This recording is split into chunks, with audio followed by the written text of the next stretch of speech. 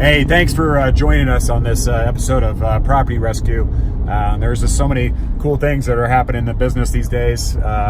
Seeing all the technicians, and they really want to see me out here on these job sites. They want to see the owner show up to these job sites. They don't want the owner to hide somewhere in a room and be editing videos and doing everything I do, because I do a ton of social media stuff, and I understand a lot of times I'm away from the office, but a lot of times people don't see me because I'm in between jobs and I'm like a ghost. It goes boo and scare you, because all of a sudden I'm at a job site and I'm discussing everything that needs to be done from top to bottom on a project because I've done it before. It's nice to be an owner that actually knows the business. Not many owners do, and it's because they want to rely on their technicians, rely on the managers and everything else, and that's part of it. You got to rely on your guys, you got to trust your guys, but you got to be out there in the middle of things too, and that's what I'm wanting to do in my career. I've always done that since the beginning. I've always been involved on job sites, and I love being around customers, and it's just my that's what I do, and that's, I think, something that really is a passion as well. Every time I'm away from the business and doing other things with the family and everything else, believe me, I'm thinking about the business. I can't really tell people that, but I'm constantly a restoration head.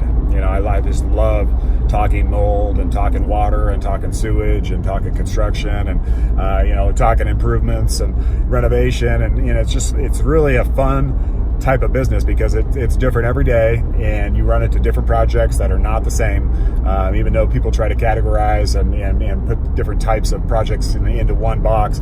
You're dealing with maybe the same type of project, but you might be dealing with a whole nother person, a whole nother customer. So it's really a mixture of psychology, dealing with customers, and counseling, which I'm really good at. That's my background. But it's also about, taking care of the customer with an actual skill, a trade skill, which is restoration work, and it's not somebody you just grab off a street to go, do the work. There is a lot of blue collar work behind it, but there's a lot of mind power too that you need to work with customers that are in need and customers that have a major problem at their property. It's not fun to have standing sewage in your house or property and have to deal with cleanup of mold in your kid's bedroom.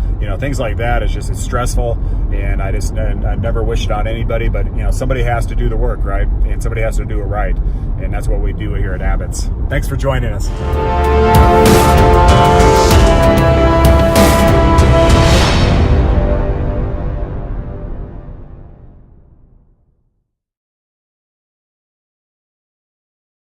The customer wasn't happy with this large national restoration company that did the work out here, so they called us. They looked at our reviews online and stuff. So we're here now. This is the building, pretty tall building.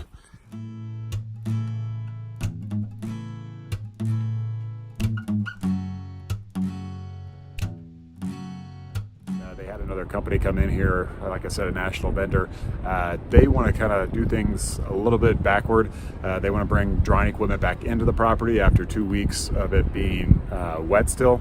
Typically after 3 days of moisture on any substrate that's organic, there's microorganisms and parasites and everything else in the water, and it tends to grow mold after about 3 or 4 days and becomes visible within about a week.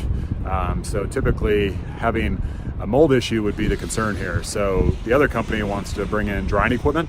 I would definitely not want to do that right now. I would, be worried about having mold behind the drywall, and so right now we had to kind of educate the customer.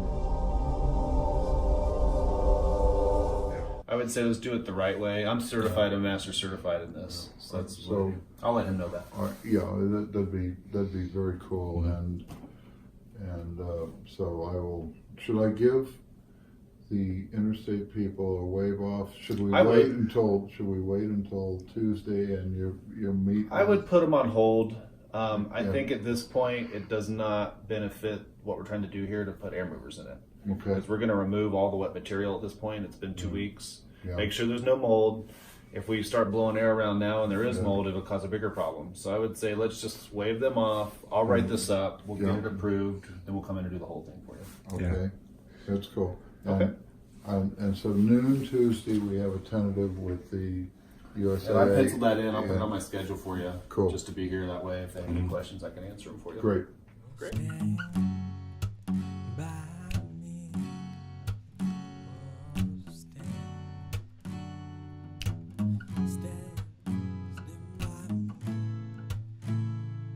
There was a sprinkler head that got busted somehow. I'm going to figure out what exactly happened here, but and flooded the hotel. I think we have up to about 100 fans there, a bunch of DUs. So we're going to take a look. I'll show you some behind the scenes of the water loss. Our guys were out all last night working on this thing. My project manager literally did not go to sleep last night. He's back up. He's already had another water loss, and he's going to be coming down here to meet me at this one now. But we're here 24/7.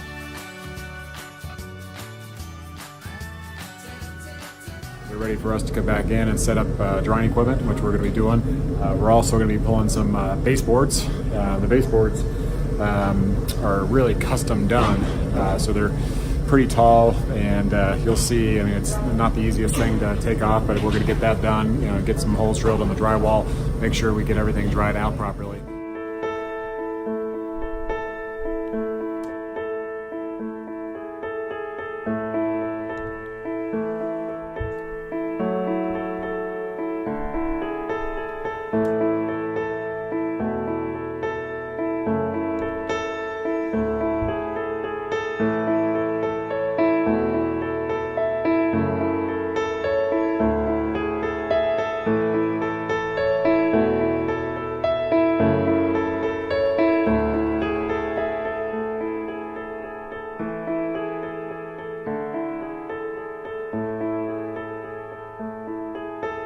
So there is a lobby area that got some moisture on the ceiling, and there's an area next to the lobby area, which is kind of like a back office area.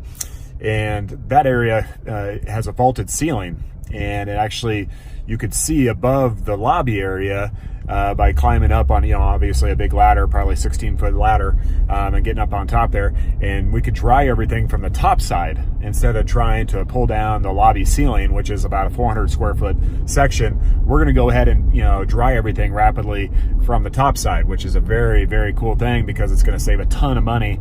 And it's this, very practical, and we can do it.